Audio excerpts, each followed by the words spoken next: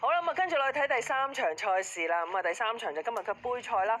香港特區行政長官杯一班1200米嘅場合，咁啊出馬就少啲。咁啊一面倒嘅熱門呢，就係隻帝豪福星啦。咁啊話雖然都唞咗好耐復出，但係一面倒喎，開飛1.8倍，開跑嘅時候咧得翻1.6倍啊。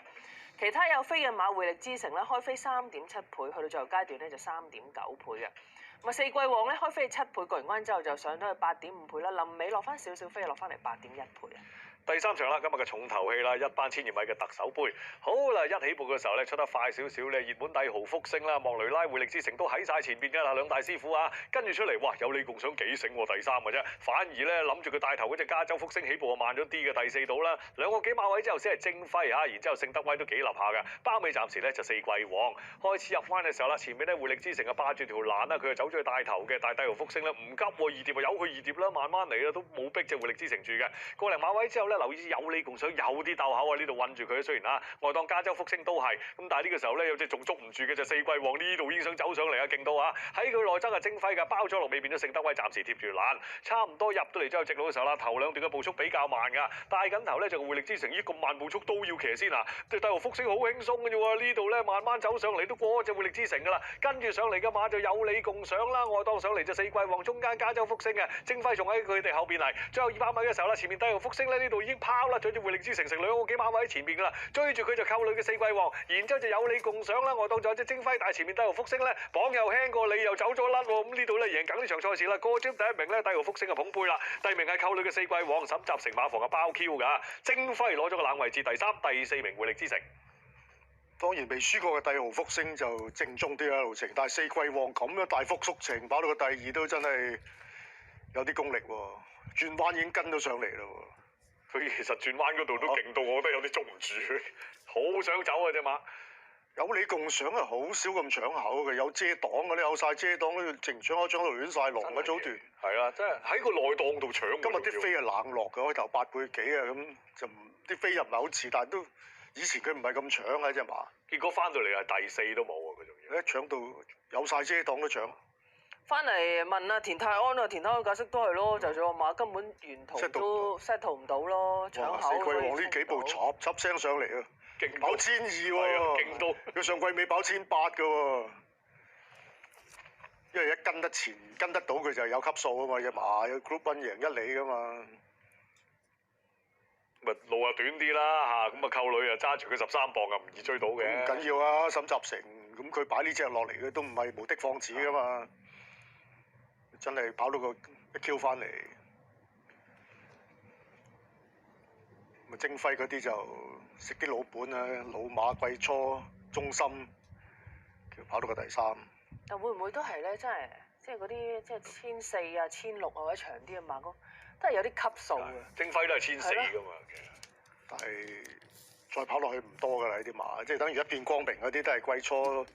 中心賺啲新鮮感，趁大家又未準備好得晒，就把握機會啦。但係就可以喺呢啲場合去贏到啲短途馬咯。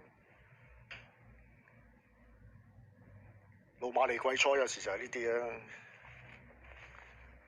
好啦，捧杯嘅就係帝豪福星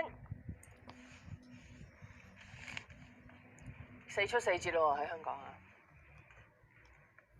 贏得好精粹利落啊！呢場仲有啊啲馬。分段時間頭段就24秒37啫，第二段22秒25，末段22秒12，總時間1分08秒74嘅。咁啊，呢隻帝豪福星都係真係好有星味嘅馬匹啦，上季一路贏啊嘛。輸過。隔咗咁耐，今季再出又贏，咁啊，到底練馬師之後有啲咩計劃咧？係啊，因為佢喺馬界入邊咧，唔知打滾啦定咩原因咧，就整到佢左後腳嗰度，變咗蹉跎咗啲時間。咁但係佢其實季尾已經騎翻好耐㗎啦，已經。咁啊同阿黃生講，咁馬主我話不如唔好跑啦，都人哋跑到興合合，不如我哋留翻嚟跑特首杯啦。我覺得特首杯真係好大機會贏嘅真係。咁我應承咗，咁我哋不如留咗喺度。其實7月14號仲係跳緊一課嘅講緊係。咁我哋好有信心呢場，我覺得就，因為我覺得唔會好多對手嘅第一日跑就，同埋隻馬跑 fresh 又會好嘅。咁我都覺得好有信心嘅係。其實隻馬係咪都仲有好大嘅進步空間？如果照佢贏嗰4場啦，跑咗4場贏4場啦，咁啊真係有好大，因為隻馬鬥心好強嘅，隻馬鬥心跑1200咧，我又唔會轉路程嘅，因為滴住，因為即係黐緊嗰個1200米嚟跑，咁我覺得應該係佢仲有上升嘅空間嘅馬係。佢會唔會喺暑假邊方面進步？其實因為唞得耐啊，隻馬比較，因為佢冇乜用佢啊，即係佢最尾嗰場咧133磅咧，贏咗有啲攰啊，咁我諗預備唞㗎啦都，佢又整親，我順勢再唞耐啲啦，咁啊好多謝黃生啊個信任支持嘅真係，因為好多馬主都咁好嘅馬或者即係想跑咁樣，我話3歲啫，氹埋今年先應該係大放異彩一年應該係可以係。咁啊講即係帝豪福星同埋四季旺啦，都嚟緊會跑咩賽事啊兩匹？帝豪福星我要睇嘅真係，四季旺一定係會跑10月1號一樣1400，因為呢場佢跑得好好嘅，即係佢咁短啊，咩咁重磅啊，薛恩都好滿意翻嚟都係，咁我會跑國慶杯嘅嗰隻就係。會唔會兩隻馬都想由12月嗰個國際賽為目？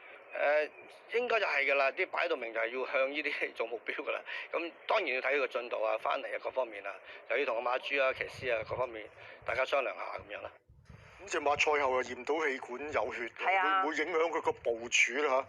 佢自己要求即係縮隻馬㗎喎。所以就係我哋睇完個訪問就即係補充翻啦，就係即係跑完之後，沈立成就要求幫隻馬就做內窺鏡檢查。多數中㗎嘛，我哋成日都話，係即係佢梗係個練馬師 feel 到呢都知道有要啲嘢求㗎啦。同埋呢隻馬就佢都有前科啊嘛，即係今年元旦日嗰次跑都係又係雖然贏，但係又係氣管有血嘅。咁啊，氣管有血出翻嚟，佢都想再贏係都再贏嘅。啊，但係即係變咗有個少少嘅個隱憂喺度。都係第二次啊。因為譬如可能即係今場賽事佢就你見到其實佢就好輕鬆嘅，基本上即係唔需要話點樣即係鬥啊前鬥去即係抗拒對手咯。咁但係又有呢個內在問題，你就要擔心啲。你再上高啲即係分數啊，高壓力大啲啲級數啊，壓力大啲啦。嚇，因為呢場冇乜話特別力拼嘅啫喎，係啊嚇都有嘅話，即係真係要再費力啲嘅話，可能呢個係佢個掣肘都唔定嘅。